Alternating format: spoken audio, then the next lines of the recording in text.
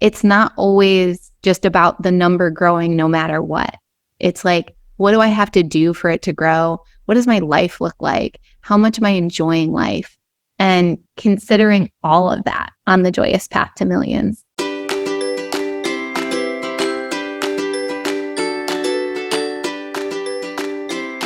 Hello, beautiful souls. You are going to love today's episode.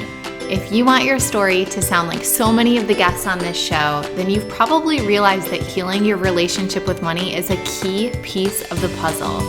Don't worry, I've got you. Head to moneywoundquiz.com and answer 6 quick questions to learn which money wounds are blocking you.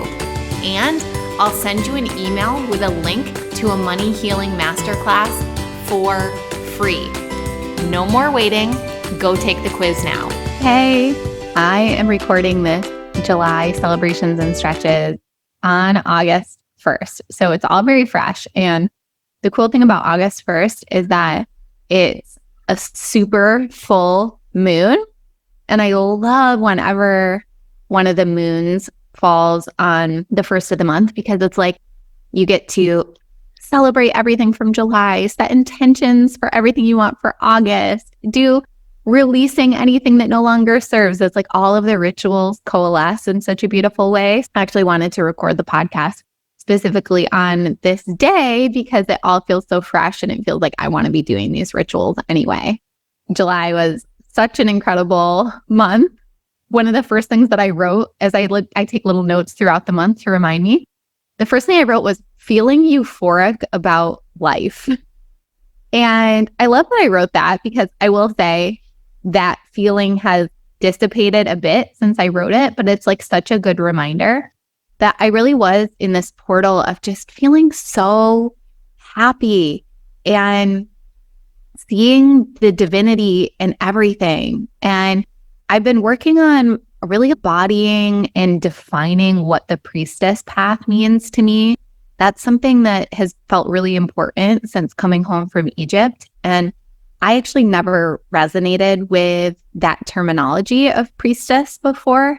I certainly didn't mind if other people referred to themselves as such, but it's definitely a word that was not in my vocabulary. And yet, I came home from Egypt feeling initiated and feeling like I was a priestess of Isis and also not really feeling sure what that meant. And I'm sure there's still more learning and integration to happen. But what I've started to realize, at least for myself, is that I have been on the priestess path and there's been a deepening of it. And what it looks like is seeing the divine in everything. And I like to call it the holy mundane, because especially in the season of life that I'm in with young kids, it's like often you're doing a lot of routine things or running kids around from one thing to the next or making food or cleaning up food. Oh my gosh, the amount of food that we make, serve, clean up, throw away, repurpose, put in containers, try and serve the next day. It's like a whole thing. But when we see the divine in it, which could look like so many different things, like seeing the life force in the food itself, or finding all of the gratitude and appreciation for the supply chain of the food, like the people who planted it and harvested it and processed it, and seeing my kids as representations of the divine and being able to serve them. And I want to be careful in talking about this because it can sound overly idealistic, and there certainly still are like very human moments where my kids are just annoying and I don't want anything to do with them. So it's not like I'm living some like exalted life, but there has been this deepening of the holy mundane.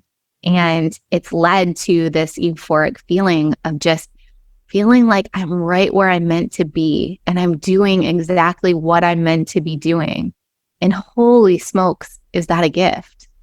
And I don't know, maybe it didn't take me a long time to get there. I was about to say that it did. Some people, like my dad, he knew in high school that he was going to be a therapist. And then he went to college and got a graduate degree in psychology and got his PhD in psychology and then became a private practice psychologist and just did that for his entire career. And that's always really puzzled me because I never had that feeling of, oh, this is what I meant to do. And it always just felt like I was taking the next step and that I was where I was meant to be in that moment, but it never felt like the thing. And in the last 2 years of doing this work of money healing and mentorship, it feels like the thing for me. And I don't want to take for granted what it feels like. I feel like I am on mission and I'm doing exactly what I'm meant to be doing. And I'm right where I'm meant to be. And so grateful for that. In July, I was able to reverse engineer a quantum leap. And I didn't know that was possible. And I'm in the process of still just documenting the steps because I'm going to lead all of the women who come on my October Rise retreat through this process of choosing a quantum leap and manufacturing it and embodying it. And it's really cool.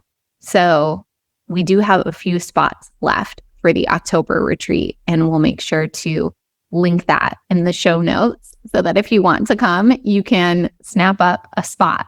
But it's been really cool to feel my own embodiment of this quantum leap next level version of myself, not even in advance of the results, but of course in advance of the results, because that's always how a quantum leap works, is that you align to the version of you where you already have it. It's already happened in the quantum. And through that alignment, then it comes into your 3D reality. So not all of it's come into the 3D reality yet, but I already feel different, which is the first sign that it's all happening. Also just felt really grateful that my kids are getting such an idyllic childhood.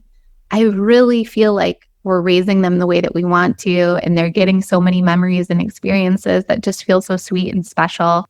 And in July, they didn't have camp on camp, although they did have a few weeks of summer school, which they absolutely love.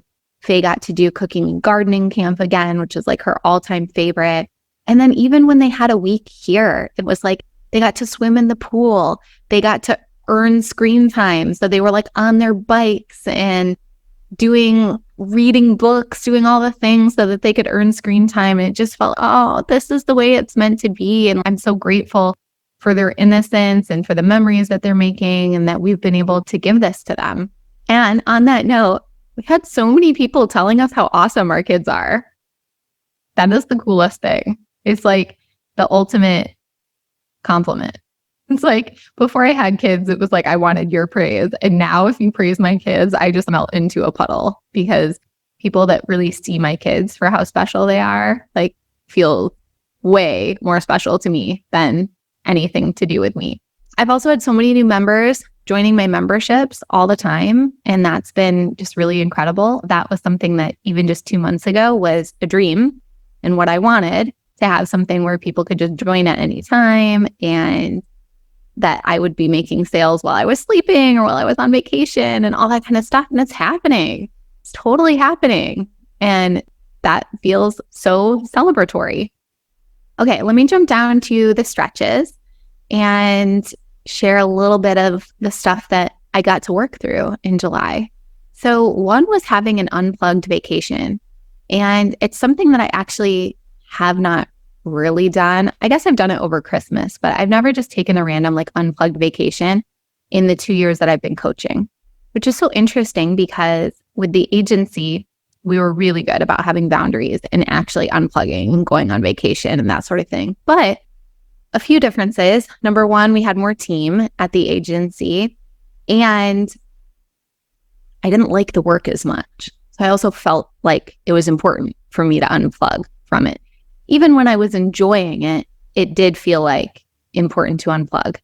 Whereas with coaching, it feels so effortless and I love it so much. And I've got such beautiful relationships with my clients that I love bringing them on vacation with me. And it feels easy to respond to whatever is going on in our chat app.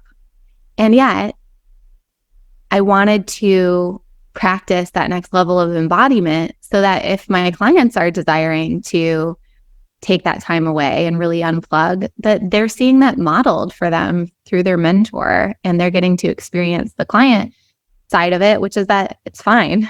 you don't mind at all. It helps them build belief that their clients won't mind at all. So I took my first unplugged vacation, and it was actually a little bit more of a stretch than I expected.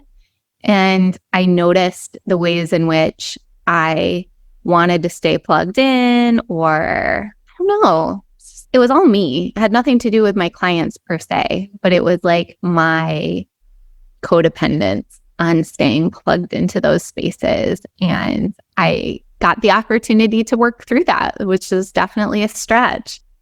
The other thing that made it stretchy is that I just still did not have the right support team on board for either business, for Flowshul or my coaching business. And I thought that I would have, because I was doing a lot of interviewing and I was getting really great candidates in for both open roles. And yet it just wasn't totally there. I'd actually already hired someone for Flowshul, but she had a baby. And I knew, obviously, she told me she was super pregnant. So she just wasn't that up to speed. And I didn't feel like I could fully check out because she just wasn't that onboarded yet. And then I found the person that I wanted to hire for my coaching business right before I went on vacation. I had the choice of, let me try and rush this just so that they can like man an inbox, or take the time and onboard them properly. And we had to work through some details on how many hours they would work, what they would be paid, and all of that kind of stuff. So I did want to be more unplugged, and I didn't have the level of support that I needed to do that. But I'm proud of myself that I didn't compromise my standards for a little short-term gain. Because, yeah, of course, I could have had someone just step in on the little basic thing. But I wanted to get the right people on the team for the long term. And that felt more important. But it did mean that I had to open my laptop a few times on vacation. Thankfully, we had a lot of long drives, so it was easy to just check in and do any little admin stuff when we were just going to be in the car for 4 hours anyway. I also noticed a pattern where I feel like I have to make it harder or work extra before taking a week off. It was like I made it this artificial deadline for a lot of things and created a sense of urgency around things that it didn't need to. With the hiring, I was trying to squeeze in a lot of interviewing and a lot of last minute things just so that I could have a week off where I was unplugged from it. And I don't want to keep doing that. I want the week before and after vacation to just feel like a normal week. So that is my growth edge for sure. Okay, jumping back to a few more celebrations. I had an unexpected $2,800 come in, which paid for our whole vacation. So that was super fun, and in a pretty effortless way too. I am also celebrating having new team coming on board, because even though I didn't feel fully supported on the vacation, having new team members that are just next level in terms of their skill set and their leadership is going to help take both companies to the next level. And that is so worthy of celebration. I also had a new client join Fruition in July, and she's someone I absolutely love. I have been a client of hers, and it's so fun that now she is a client of mine. And I feel so confident that we are going to be skyrocketing her business together. So that is just the best. All right. Speaking of the vacation, that is also ridiculously worth celebrating because we had the best time. We went to Yosemite. We spent 2 nights outside the park, 3 nights in the park.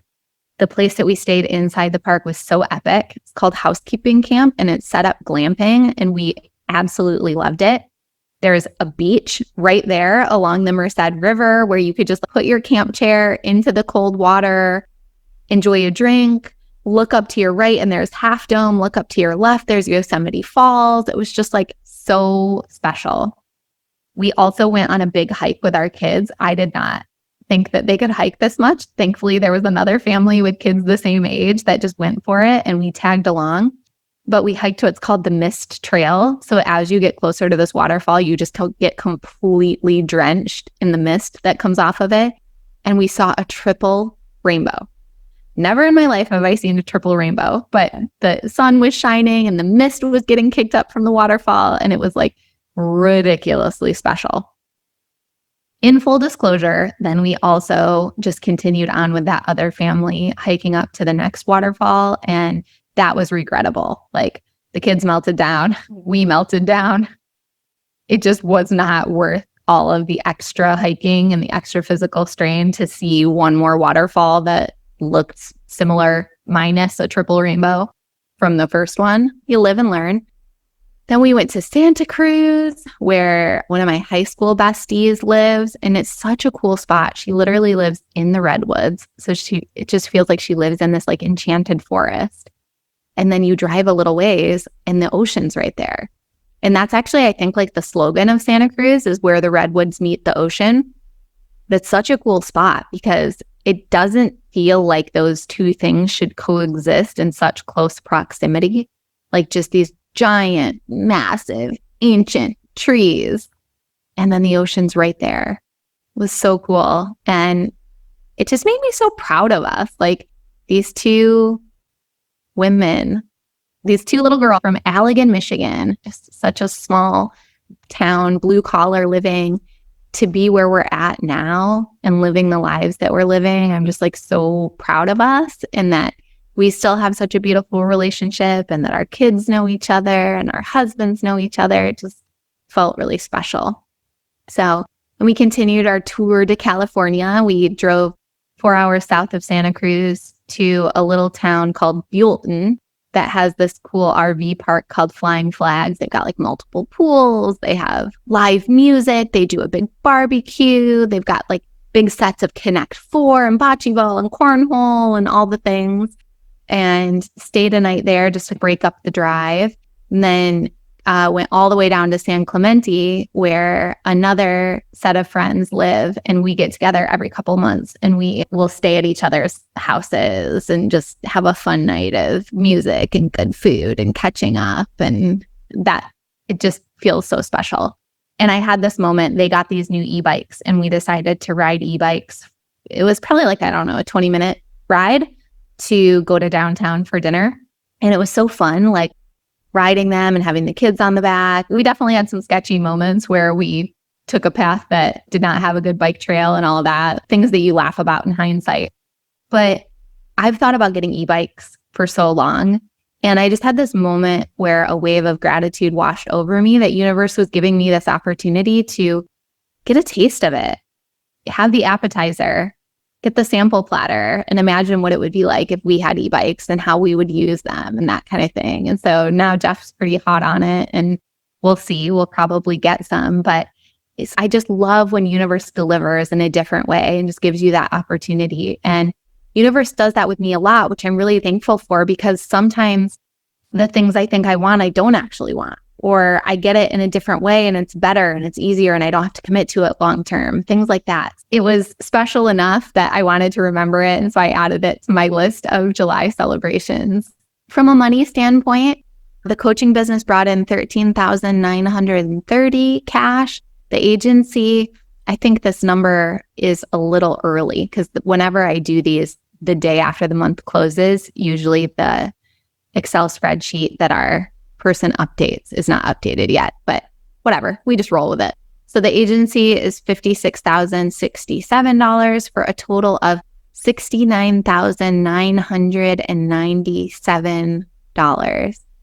And that number is actually pretty low. The agency has traditionally done 7-figure years the last couple of years, and it's been down this year. And who knows what will happen with that. But I actually just feel so much gratitude that like that number is a down number when for so many people that would be their dream come true.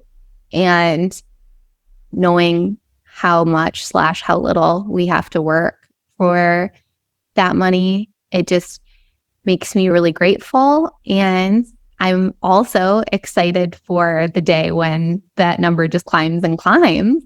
But I just wanted to share that because I know for many of us, it can be hard to just neutralize the number, or we attach like a negative story to it.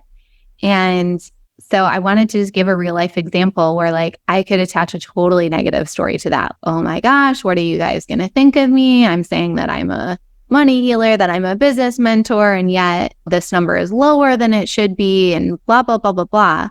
But I actually don't feel that way at all. And so I just want to model for you what it looks like to tap into a different story, which is, wow, when $69,000 is a low month, that's actually an incredible thing. And it's not always just about the number growing no matter what. It's like, what do I have to do for it to grow? What does my life look like? How much am I enjoying life?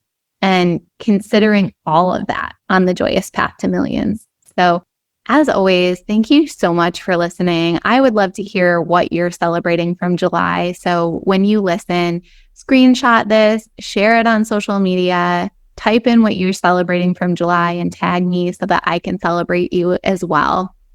Thank you so much for tuning into this show. It truly means the world, and I will talk to you soon. Listeners like you have made this a top 25% global podcast, so thank you for tuning in. Please subscribe, leave a review, and share this show with someone you love. I always appreciate listener feedback, so feel free to slide into my DMs on Instagram at mmakesmoney as well. And if you want to explore hiring me as your money healer and business mentor, check the links in the show notes to explore, or head to explore.emilywilcox.com. Until next time, I'm sending you all the magic money vibes.